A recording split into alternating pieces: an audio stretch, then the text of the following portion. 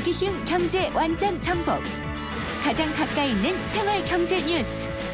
김은경의 생생경제. 논란이 되고 있는 경제 이슈를 파헤치는 생생포커스. 논란의 쟁점은? 최저임금위원회 회의에서 노동계 위원들이 퇴장한 이유 알아보겠습니다. 김은경의 생생경제 3부 시작합니다.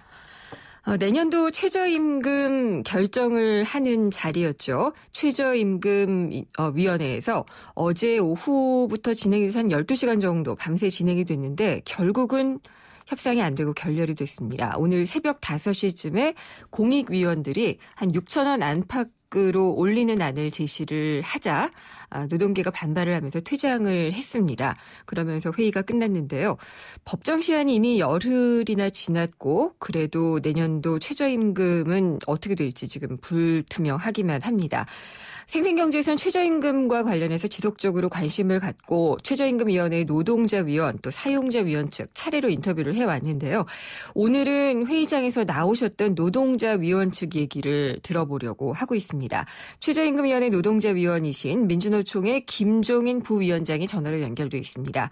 김 부위원장님 안녕하십니까? 예, 안녕하십니까? 피곤하시겠어요? 예, 좀 피곤합니다. 예. 내년도 최저임금 정하는 법정 시한이 원래는 6월 29일이었잖아요. 예, 그렇습니다. 계속 미뤄져서 어제 밤부터 오늘 새벽까지 또 10일차 회의를 하셨는데 결국 새벽 5시쯤에 나가셨다고 전해 들었어요. 예, 그렇습니다. 어떻게 된 건가요? 예, 어떻든 지금 이제 전 세계가 경제 위기를 맞고 있는 상황에서 그 대안으로서 이제 임금을 빠르게 인상해서 내수 경제를 활성화시키자는 게 전 세계적인 추세이기도 하고 또 한국에서도 똑같은 이 시가에서 최경환 부총리까지도 최저임금의 빠른 인상을 통해서 내수 경제 활성화시키자는 이야기를 한 바 있습니다. 네. 그런데 이제 그러한 이 분위기들을 무시하고 이 이른바 공익위원들이 턱없이 낮은 이 촉진 구간을 제시함으로 인해 가지고 저희들은 도저히 거기 앉아서 네. 더 이상 교섭을 한다는 것은 불필요하다는 판단에 따라서 저희들이 퇴장을 했습니다. 그런데 예. 그 과정을 좀 말씀드리자면 네. 이제 노사의 3차 수정안이 제시가 됐었는데 공익위원들이 올해 시급이 아까 말씀하셨듯이 이제 6.5%에서 한 9.7%. 예. 그러니까 금액으로 하면 360원에서 540원 인상하는 아닙니다. 예. 이건 이제 두 자릿수도 되지 않는 이제 인상률이고 아까도 말씀드렸듯이 노동자들의 생계비에도 이제 턱없이 부족하고 또 700만 저임금 노동자들의 희망을 무참하게 짓밟아버리는 그런 처사라고 저희들 판단됐기 때문에 퇴장을 했었던 것입니다. 예. 원래 노동자위원 측에서 제시를 하셨던 게 처음에는 10,000원이었었잖아요. 예, 그렇습니다. 10,000원이었다가 점점 내려와서 한 8,000원 정도 때까지 얘기를 하셨죠. 예. 8,100원? 예, 저희들 최초에 이제 1만 원을 제시했지만 네. 1,600원을 저희들이 이제 수정해서 예. 양보해서 8,400원 안을 제출했습니다. 그런데 사용자들은 계속 동결안을 제시하다가 저희들이 네. 8,400원 제시하니까 30원 인상안을 제시했습니다. 그래서 저희들이 네. 또 8,200원으로 200원 저희들이 인하하는 안을 제시했는데 예. 역시 이제 사측에서는 35원을 제시했고 네. 저희들이 다시 8,100원을 제시하니까 사측에서는 마지막으로 70원 인상을 제시해서 예. 계속 불성실한 태도로 일관해 왔습니다. 예. 그래서 그 사측이 제시한 거는 아무리 많이 높여봤자 좀 5,715원인가요? 예, 그렇습니다. 5,715원. 거기까지 제시가 됐죠. 근데 네. 이제 이렇게 갭이 벌어지고 서로 협상이 안 되면은 공익위원이 나서게 되잖아요. 그래서 아까 그렇습니다. 말씀하신 촉진 구간을 얘기를 하게 되는데 관례상 네. 대부분 거기서 결정되는 경우가 많이 있거든요. 예, 그래서 그렇습니다. 안 되겠다고 나오신 건가요? 예, 맞습니다. 예, 공익위원들이 일단 촉진 구간을 제시하게 되면 그 예. 범위 내에서 이제 최저임금이 결정되는 게 관례이기 때문에 네. 공익위원들이 제시한 안이 너무 낮아서 저희들은 도저히 받아들일 수 없어서 퇴장을 했던 것입니다. 공익위원 안은 지금 가장 많이 제시한 금액은 얼마인가요? 예, 올해 말씀입니까? 내년도 거. 예. 그렇죠. 어제 그러니까 얘기를 했던. 예. 네, 그리고 5,500 지금 80원을 받고 있는데 네. 6.5% 오른 5,940원에서 9.7% 오른 6,120원 사이에서 인상하겠다는 것인데 아까 제가 예. 말씀드렸듯이 이것은 360원에서 540원 사이에서 예. 인상을 냈던 것입니다. 근데 그쪽 공익위원 측에서 이유도 설명하지 않았나요? 예, 물론 이유는 설명했지만 뭐라고 저희들이 볼 하던가요? 때는 그 이유를 받을 예. 수 없어서 저희들이 퇴장했던 것입니다. 예, 그러니까 그 이유는 뭐라고 설명을 하던가요? 저희들이 볼 때는 뚜렷한 기준이나 근거가 없어서 저희들이 참 답답한데요. 네. 몇 가지 지표만을 좀 갖다 짜 맞추기 했는데 첫째 정부와 이제 공의원들이 그동안에 스스로 공언했던 소득 분배 개선분조차도 겨우 2.1% 반영했습니다. 그러니까 재작년에 2.5%, 작년에 2.7% 이 반영했는데 올해는 예. 오히려 그보다 훨씬 낮은 2.1%를 반영했고요. 더구나 2014년 현재 최저임금이 미혼 단신 노동자 생계비의 70%밖에 저희들 받지 못하고 있는데 네. 공의원들이 또 이렇게 낮은 안을 제시한 겁니다. 도저히 받아들일 수 없으신 건가요? 예, 그렇습니다. 저희들은 도저히 받을 수 없어서 퇴장을 했던 것입니다. 그러면 오늘 저녁에 다시 회의가 열리잖아요. 예, 그렇습니다. 회의 들어가실 건가요? 아닙니다. 저희들은 아까도 말씀드렸듯이 이제 들어가면 오히려 저희들이 이제 들러리를 서는 것밖에 다른 의미 없기 때문에 저희들은 들어갈 수 없다고 이미 통보한 바 있습니다. 근데 안 들어가시면은요. 그쪽에서 네. 참석하신 분들의 과반수가 결정을 하게 되잖아요. 예, 그렇습니다. 그러면은 더욱더 협상에 들어가셔야 되는 거 아닌가요? 예, 물론 그럴 수 있습니다. 저희들이 이제 들어가지 않음으로 인해 가지고 일정 정도 손해를 볼 수도 있다고 봅니다만, 아시다시피 저희들이 들어간다고 해서 크게 달라진 것이 없다는 게 이미 이제 확인됐고, 너무 구간이 짧고, 네. 제시된 금액이 이미 낮은 수준이라서, 큰 변화가 없다는 거고, 저희들이 또 이제 물밑으로도 접촉해 봤습니다만, 이 선에서 더 이상, 예. 양보할 수 없다는 것이 이미 확인된 바도 있기 때문에, 저희들은 들어가 봐야 별 변화가 없을 것으로 보고 들어가지 않으려고 하고 있는 것입니다. 물밑으로 알아보셨다는 거는 그 공익위원들의 입장을 따로 알아보셨다는 건가요? 예, 공의원들에게 저희들 직간접적으로 전화를 통해서 혹시라도 네. 들어가게 되면 다시 좀 수정할 수 있느냐고 확인했습니다만 이미 결정된 사안에 대해서는 수정할 수 없다고 이야기하고 있습니다. 그런가요? 그렇다면 혹시 그 사용자 위원 측에서는 지금 기껏해야 5,115원 정도까지 올리겠다라고 얘기를 했는데 촉진 구간을 보면은 이것보다는 높거든요.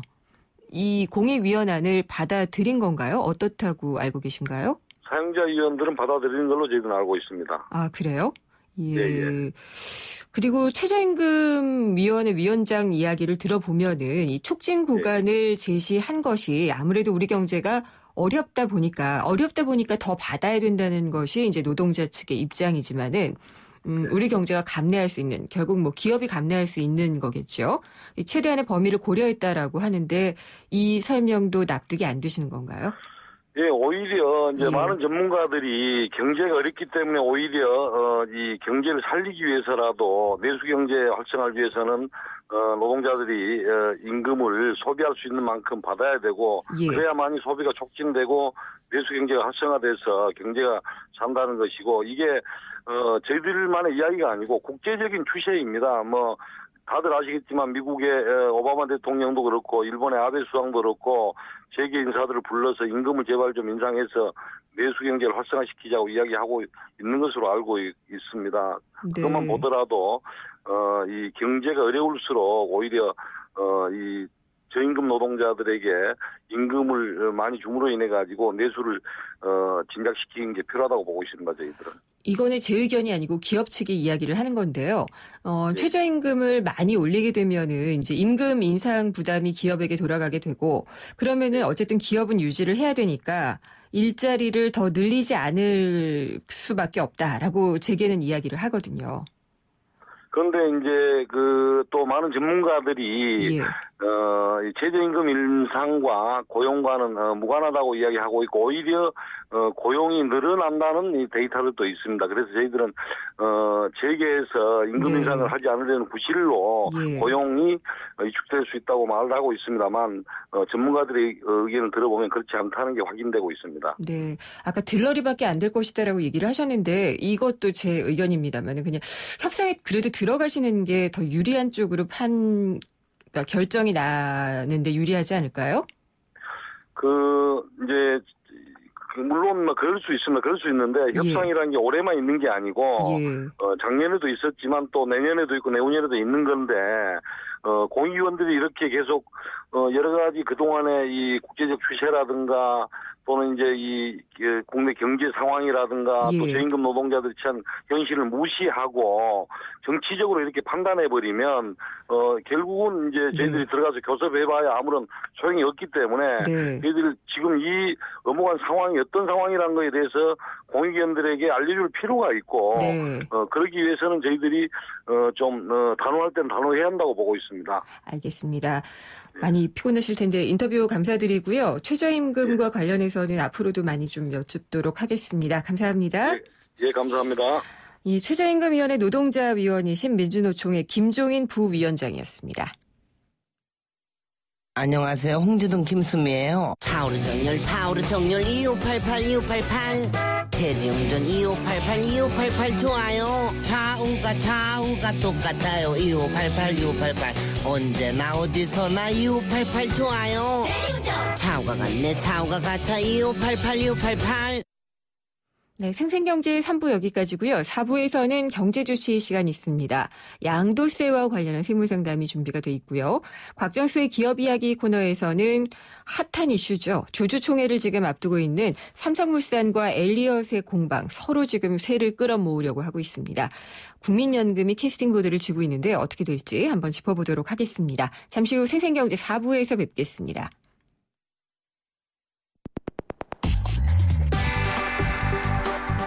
어려운 경제학은 가라. 귀에 쏙쏙 들어오는 김인경의 생생경제.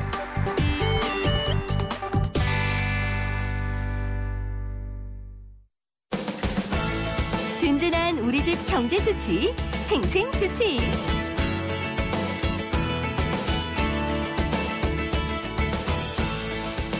경제주치의 시간이고요. 오늘 세무상담과 이슈 시간입니다. 세무법인 부강의 유재선 대표 세무사 나오셨습니다. 안녕하십니까? 안녕하세요. 네, 언제나 어려운 세금. 아까운 세금. 예, 내는 사람의 입장에서는 늘 그렇고 정부로서는 항상 덜 거쳐서 아쉽고 그런 것 같습니다. 바로 그냥 상담 들어갈까요? 양도세 관련인데요. 3526님이에요. 90년대부터 부동산 임대업을 하다가 2013년 7월에 부동산의 현물 출자에서 법인으로 전환을 하고 법인 전환에 대한 양도소득세 2월 과세를 적용을 받았다고 하십니다. 네, 당시에 종전 개인 사업자 등록은 폐업을 하고 부동산업 법인 사업자 등록을 완료했는데 도시 및 주거환경 정비법에 따라서 상가 건물이 철거가 되고 새로운 건물이 지금 착공돼서 공사가 진행이 되고 있다고 그래요. 내년에 이 부동산의 건물이 완공이 되고 나면은 계속 임대업을 할 생각이긴 한데 이럴 경우에 2월 과세됐던 양도소득세 어떻게 되는 건가요? 라고 물어보셨어요. 말씀이 어렵죠? 예. 일단은 개인이 상가를 임대를 하다가 이걸 법인으로 사업을 좀 하고 싶다. 그래서 이 자기 부동산을 현물로 출자해서 법인 전환을 합니다. 근데 이 현물 출자도 양도거든요. 원칙적으로 하면 자기 부동산을 법인 이름으로 바꾸면 양도소득세를 과세를 해야 돼요. 그런데 사실은 사업 형태가 법인으로 바뀐 것뿐인데 이걸 바꿀 때 양도소득세를 내라 그러면 세부담이 되니까 지금 걷지 않고 지금 양도세 개인이 법인의 현물 출자에 때는 양도소득세 내지 않고 나중에 법인이 그 부동산을 팔면 그때 이 개인이 내지 않았던 양도소득세를 법인세로 내는 게 2월 과세입니다. 그때까지 거치가 되는 거군요. 그렇죠. 이게 사업 유형만 바뀌는 거니까 그걸 거치하는 걸 이제 2월 과세라고 하는데 우리가 법문상으로 얘기를 하자면 그 개인이 소유권을 이전할 때 이전에 따른 양도소득세 내지 않고 그 출자를 받은 법인이 그 자산을 가지고 있다가 나중에 팔 때 법인세로 세금을 냅니다. 양도소득세가 아니고. 근데 그 법인세를 계산하는 방식이 본인이 예전에 개인으로서 법인의 현물 출자할 때의 양도소득세 요 금액을 2월에서 거치하고 있다가 법인이 부동산을 팔 때 낸다는 거죠. 그렇군요. 그럼 이분은 그런데 이렇게 2월 가세는 그 말씀하신 대로 세금 내는 거 유예해 주는 제도거든요. 이따가 법인이 팔 때 내라. 근데 그 유예해 주는 제도가 요건이 있는 게 그 승계 받은 법인이 당해 부동산업을 폐지하거나 아니면은 이 주주가 이렇게 해서 법인 설립해놓고 본인이 설립한 법인의 그 출자 지분을 50% 이상 처분을 하면 이 유예해준 실익이 없어져 버려요. 국가 입장에서는. 따라서 이렇게 유예과세를 적용을 받으면 법인 설립일로부터 5년 내 사업 폐지도 안 되고 또 양도인 거주자가 그 본인의 법인 전환으로 취득한 주식의 50% 이상을 5년 내에 처분을 해도 안 됩니다. 이런 경우가 생기면 지금 2월 과세 받은 거를 다 추징하게 돼 있어요.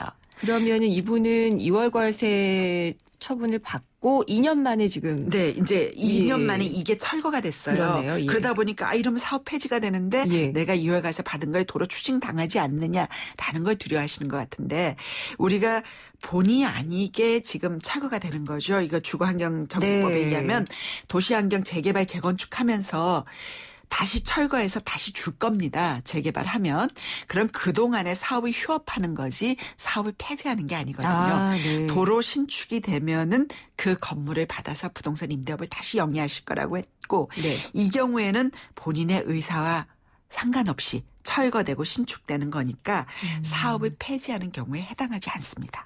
본인이 주식을 양도한 것도 아니고 사업이 폐지된 것도 아니기 때문에 2월 과세 추징하고는 관계가 없는 상황이 되는 거죠. 그렇군요. 굉장히 복잡한 얘기입니다만은 결국은 우리가 수용당할 때도 우리가 수용에 대한 여러 가지 그 반대급부들이 있듯이 이분도 2월 과세를 적용받아서 양도소득세 유예가 됐는데 본의 아니게 사업이 지금 중단되게 됐는데 다시 내야 되느냐? 아닙니다. 다시 신축 받으셔서 사업을 진행하시면 되겠습니다. 이런 거 보면 상당히 세액 제도가 잘 되는 것 같아요. 네, 그렇죠. 합리적으로. 4475님 질문이에요. 일본에 거주하시는 큰아버지가 원래 일본에서 태어나서 현재까지 일본에 거주하고 있으면서 일본 국적을 갖고 계신다고 해요. 근데 20여 년 전에 제주도의 과수원과 임야를 사서 보유를 하고 있다가 이번에 양도할 예정입니다. 근데 이런 경우에 일본 국적을 취득한 비거주자가 국내에 있는 부동산을 양도하는 경우에 그러니까 비거주자라는 게 여기 안 산다는 얘기겠죠. 양도소득세 납세 의무가 있습니까라고 여쭤보셨어요. 자, 우리가 세법을 적용을 받을 때 우리나라의 박지성 선수나 뭐 또 박인비 선수나 외국에서 돈을 많이 벌죠. 그럴 경우는 우리나라 국민이고 우리나라 거주자이기 때문에 우리나라 세법의 적용을 받습니다. 근데 미국에서도 자국에서 벌었으니까 세금을 내라 그럴 수가 있죠. 이렇게 상충되는 경우가 있어서 실질적으로 우리나라 국민은 전 세계 어디에서 벌어들이든 세금을 내고 우리가 속인주의라고 합니다. 또 외국인이라고 할지라도 비거주자로 할지라도 우리나라에서 발생하는 세금에 대해서는 또 납세 의무를 물립니다.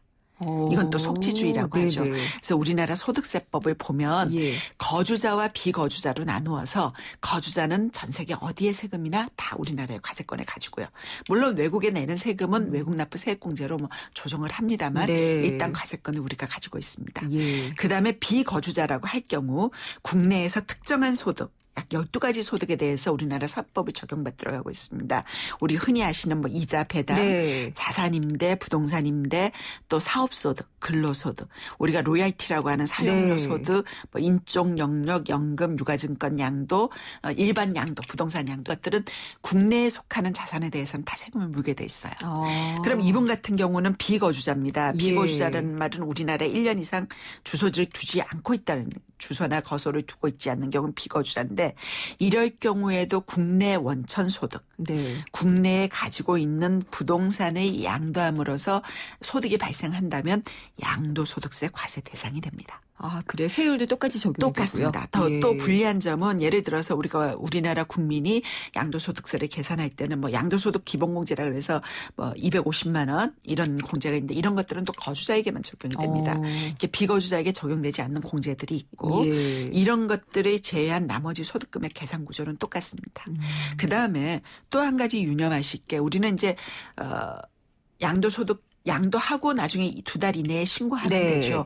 근데 이렇게 비거주자에게 부동산에 사는 분, 뭐 내국인이 사겠죠, 일반적으로. 내국인이 사면 이 사람의 납세 의무를 할지 안 할지에 대한 염려가 될 수 있습니다. 그렇죠. 그래서 사는 사람이 지급하는 돈의 10%. 예를 들어서 제주도 땅을 파는데 뭐 10억에 양도를 했다 그러면 10%면 1억이죠. 1억 원을 원천 징수를 합니다. 양수인이 원천 징수 의무가 있어요. 그래서 1억 원의 원천 징수하거나 혹은 양도소득세 계산을 했더니 양도소득이 뭐 10억에 양도했지만 양도소득이 2억이더라. 그럼 이 양도 차익의 20% 중에서 작은 금액. 그러니까 매매 가액의 10%이거나 양도 차익의 20% 중에서 적은 금액을 원천 징수해야 되는 원천 징수 의무가 있습니다. 그래서 요거를 일반 우리 거주자끼리 양도할 때하고는 차이가 나니까 유념하셔서 참고를 하시기 바랍니다. 네. 그리고 한 질문이 더 있는데 2062님이에요. 조그만 간의 수공업 공장을 하고 있는데 작년 말에 공장 부지로 도로가 뚫리면서 공장 철거 이전 보상비 3억 원을 받았다고 해요. 그리고 올해 4월에 이전 설치를 완료했습니다. 이럴 경우에 보상비를 수입으로 잡아야 한다는데 이전 설치비를 빼고 나면 오히려 손실이라고 하는데 어떻게 해야 될까요? 손실을 인정을 해줍니까? 라고 물어보셨습니다. 네. 공장들은 기계 설비가 돼 있어가지고 기계 설비를 이전하고 하는데 비용이 꽤 많이 들거든요. 그래서 사실은 보상할 때 뭐 도로 용지비 뭐 이전 교통비 이 정도 보상을 하다 보니까 기계 설치나 이런 것들이 제대로 평가가 안 되는 경우가 많아서 실제 3억을 받았어도 옮기는 비용이 훨씬 더 많이 들 경우가 있습니다. 이럴 경우는 일단 보상비 3억 원은 사업 영업의 수익입니다. 근데 이거는 받았을 때 작년에 받으셨다고 했네요. 작년에 받았을 때는 우선 선수금이고요. 어떻게 확정되지 않으니까 올해 공장 이전이 완료된 올해 이제 수입 금액으로 잡습니다. 이익이 된 거죠, 3억이. 그런데 여기에 소요된 비용이 있을 거 아닙니까? 이전 비용. 예를 들어서 4억이 들었다 그러면 4억은 공장 이전 비용입니다. 따라서 비용이 수익보다도 더 초과하죠. 마이너스가 될 겁니다. 그럼 이 마이너스는 다른 영업이익에서 보상이 되는 거죠. 우리가 세금이라는 건 소득금액. 매출액에서 매입이나 기타 부대의 비용을 뺀 금액에서 계산하다 보니까 이 마이너스 금액은 다른 소득에서 차감됨으로써 보전받으실 수 있겠습니다. 네, 잘 들었습니다. 감사합니다. 감사합니다. 세무법인 부강의 유재선 대표 세무사였습니다. 생생경제를 다양하게 만나는 방법. YTN 라디오 앱 예스와 YTN 라디오 웹사이트, 팟캐스트를 통해서 실시간 청취와 다시 듣기가 가능합니다. 언제 어디서나 손쉽게 만날 수 있는 생생경제. 참 좋다. 알려지지 않은 0.01% 그들만의 이야기. 곽정수 기자의 기업 이야기. 네, 곽정수 기자의 기업 이야기. 한겨레 신문 경제부의 곽정수 선임 기자 전화 연결하겠습니다. 안녕하십니까? 예, 안녕하세요. 많이 바쁘시죠? 일이 많죠. 예, 요즘 기업과 관련한 또 뉴스들도 많이 있고 특히나 이 삼성물산과 미국계 펀드인 엘리엇 매니지먼트 계속 얘기를 해주셨지만은 표대결이 결국은 이뤄지게 됐고 얼마 남지 않았어요. 예. 17일에 이제 조정이 열리죠. 네, 지난주에 이 국제의결권 자문사가 글라스 뭐라고 하는 데가 있었죠? 루이스죠. 예, 글래스 루이스가 있고 ISS가 있는데 둘 다 이제 합병에 대해서 반대 의견을 냈거든요. 네네. 그러면은 삼성물산의 주주들이 많이 해외 투자자고 그런데 혹시라도 영향을 미치지 않을까라는 생각을 하게 되는데 어떻게 보시나요? 네, 그렇게 될 것 같습니다. 왜냐하면 이제 두 기관, 이제 세계적인 의결권 자문회사들인데요. 두 기관이 이 시장에서 차지하는 점유율이 97%에 달해요. 네. 그래서 이제 해외 투자자들 경우에 이 두 회사의 자문 결과를 따르는 게 일반적이고요. 그렇지 않을 경우에 내부 그 규정에 의해서 왜 따르지 않았는지를 자체적으로 소명을 해야 하는 부담을 이제 진다는 거죠. 근데 지금 이제 그렇게 되면 어떻게 되냐면 삼성물산의 외국인 지분이 지금 34%거든요. 예. 그래서 엘리엇 등 이미 반대 의사를 명확히 밝힌 곳이 한 9% 정도 되는데 그것을 빼면 이제 25% 정도가 남잖아요. 예. 이 25%가 이제 어디로 가느냐가 굉장히 중요했는데 ISS하고 글래스 루이스가 모두 동일하게 합병 반대로 권고했기 때문에 네. 이 25%의 대부분이 그쪽을 따를 가능성이 높아진 거죠. 그래요? 그렇게 되면은 주총장에서 표대결은 불보듯 뻔한 건가요? 그렇게 뭐 단정적으로 얘기하기는 어려운데, 네.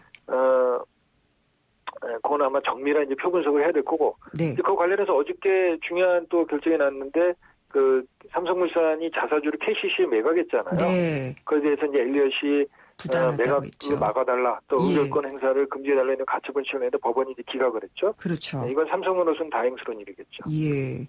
그러니까 이 법원의 판결은 우리 법원이기 때문이기도 하지만 어쨌든 삼성이 완승을 한 셈이 됐거든요. 근데 앞서 말씀하신 국제 의결권 자문사들의 그 의견은 또 해외 투자자나 엘리엇에 좀 유리하게 된 것 같고. 그래서 이게 예. 네, 약간 분석을 해보면요. 네. 지금 이제 삼성이 자체 우호 지분이 한 13%, 14% 정도예요. 네. 근데 이제 KCC의 5.6%가 우호 지분으로 이제 합쳐지면 한 20% 정도 되잖아요. 그렇겠네요. 근데 지금 규정상의 합병 통과를 위해서는 주총 참석자의 3분의 2 이상의 찬성이 필요해요. 네. 예, 대개 이제 주총 참석률 한 70% 정도 가정을 하면 예. 한 47%가 필요하잖아요. 그렇죠. 그럼 삼성으로서는 얼마가 더 필요한 건가요? 한 27%가 더 필요하지 않습니까? 더 많이 필요해 지금 갖고 있는 것보다. 그러니까 아직 갈 길이 먼 거죠. 예. 근데 반면 이제 엘리엇을 보면 합병을 저지하려면 3분의 1이 필요하니까 23%가 필요해요. 예. 그러니까 자체 확보한 이제 9%가 있으니까 나머지 외국인 지분 25% 이제 한도가 중요한데 네. 아까 말씀드린 것처럼 이 대부분이 만약에 반대하면 23%를 가볍게 넘게 되겠죠. 그러게요. 예. 그래서 이제 삼성으로서는 지금 결과를 낙관하기 힘든데 네. 그렇다고 이제 외국인 23%가 뭐 다 옮겨갔다 이렇게 아직 우리가 눈으로 확인한 건 아니니까 그렇죠.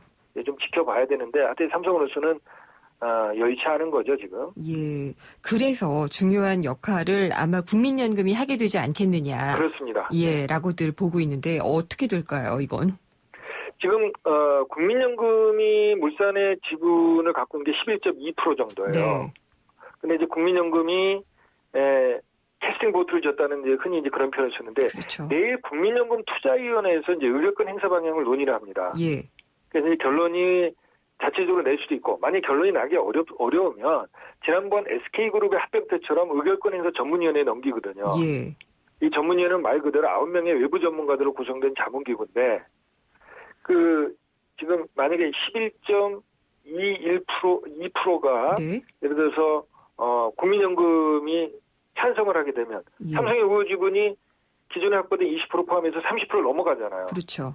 그래서 이제 힘이 이제 든든한 이제 우분이 생기는 거고. 근데 만약에 이쪽에서 반대를 하게 되면 아까 엘리엇은 자체 9%에다 외국인 25%의 상당 부분이 반대할 공산이 높은데 국민연금까지 10% 이상을 반대하게 되면 이미 게임이 끝났다고 봐야 되겠죠. 그렇죠. 예. 이런 결과가 나오게 되는 겁니다. 근데 국민연금이 지난번에 SK와 주 SK하고 SK CNC 같은 경우에는 반대의 의견을 냈었잖아요. 그렇습니다. 예. 근데 삼성에 대해서는 어떻게 낼까 참 궁금해요.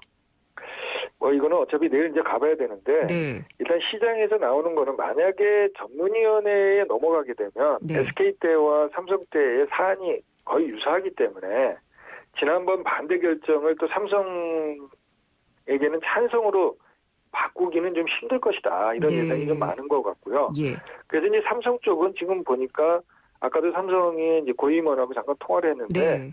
가급적 전문위원회로 넘기지 않았으면 하는 바람을 아주 분명하게 나타내더라고요. 자체적으로 국민연금이 결정을 해라. 삼성은 그렇겠죠.